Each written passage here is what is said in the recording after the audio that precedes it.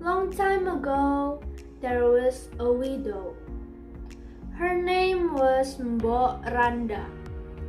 She lived there alone and had no children.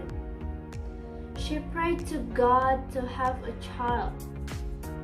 One day, when she prayed, there was a giant past her house and heard her prayer. The giant said, "I can give you a child, but you should give back to me when she is 17 years old." But Randa felt so happy and didn't think the risk of losing a child. So she agreed the offer. The giant gave her the cucumber seed and asked Boranda to plant them around the house. Boranda did what the giant said. After some days, the seeds grew up and there were several cucumbers there. There was a huge golden cucumber, which was very interesting. Boranda plucked the huge golden cucumber. She sliced it carefully and was so surprised that there was a baby girl inside of it. She named the baby Timun or golden cucumber. Boranda really loved her. After a long time, Timun grew as a beautiful and lovely little girl. She was smart and kind. This makes Boranda keep thinking about her promise to the giant. One night, Boranda dreamed to meet a holy person who lived in Mount Gundul. This holy man could save her daughter. So, the next morning, Boranda went to Mount Gundul. The holy man gave Boranda 4 little bags and said, "These are for her. Tell her to open it and use it one by one." Boranda went back home, said her promise to the giant, and gave 4 little bags that was given by the holy man. The 4 little bags contains of cucumber seeds, needle, salt, and shrimp eggs. After a few days, the giant came back to Boranda and asked for his promise. Boranda told Timun to run away from the back door. The giant was so mad and rushed toward Timun. Timun opened the first bag, which contained cucumber seeds, and it grew into a huge cucumber field. The giant ate it all and had more energy to catch Timun. Next, Timun opened the second bag, which was needles. She spilled all the needles, which magically turned into the lush bamboo trees.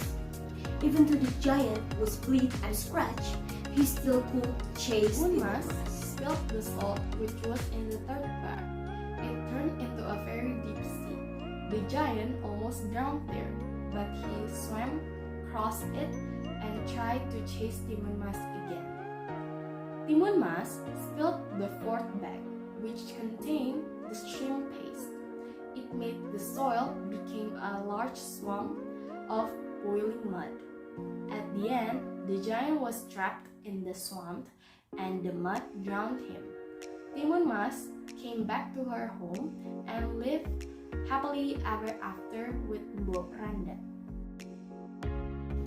Timun is a folk tale type of narrative text because this text talks about everyday people and involves a supernatural character such as Boranda, Timun and also Buto Ijo, which is the supernatural character.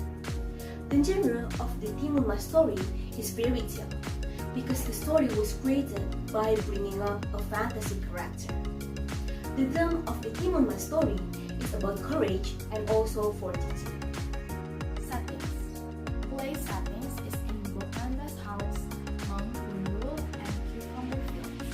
For the time settings, it's a long time ago because the story didn't mention the specific time. For atmosphere settings is heartwarming because the togetherness between Timun and Boranda, and also nerve-wracking because the chase between the giant and Timun. Moving on, now we are talking about character. The list of characters from this story is Timun Mbok Randa, Buto Ijo, and an ascetic or holy man. The protagonist of this story is Timun because most of the story is telling about her. It tells about what happened to her from baby until the time Buto Ijo chased her. The antagonist of this story is Buto Ijo because his role is as a monster who chased Timun Mas. Buto Ijo tried to kidnap Timun Mas. And last, the deuteragonist of the story is Mbok Randa. I would say so because Mbok Randa is a character who close to Timun Mas. She appears in several scenes and having important role, but she is not the main character. Meanwhile, the ascetic or holy man in the story is just a flat character because he didn't get much scenes and roles. Next, we are going to talk about point of view. This story is using third-person limited point of view. We can see it through the usage of word he and she. Also, the narrator is outside of the story. The narrator here is as an observer, not as a character. The narrator only tells about the character's thoughts and feelings. It means that it is using third-person point of view. As we can see from the story, it shares about what happened to Mbok Randa and Timun Mas without showing their lore or their background. So it is limited. We can conclude that this story is using third-person limited point of view. The conflict of this story is the giant wants to eat Timun Mas when she turned 17, but she refused and ran away. The climax of the story is Timun Mas ran away with 4 lullabies that Mbok Randa gave to her.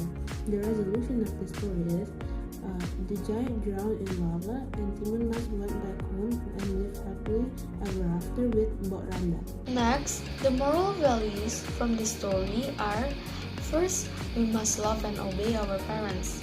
Second, always ask anything that we want from God. Third, we must be brave.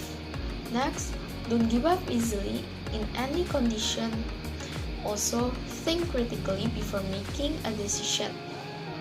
And the last is, we must not have a bad intentions with others.